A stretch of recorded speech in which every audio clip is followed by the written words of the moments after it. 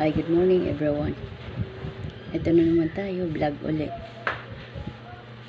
Nak, meron akong sasabihin sa iyo, no?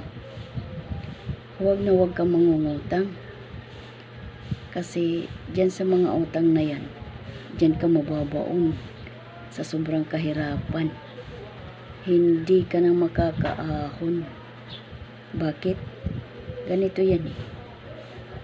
Yung inuutang mo, 20% ang interest bawat 1,000.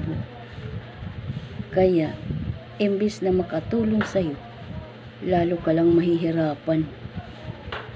Kasi ang tubo ng opisina ng nagpapautang is 20% na kaagad.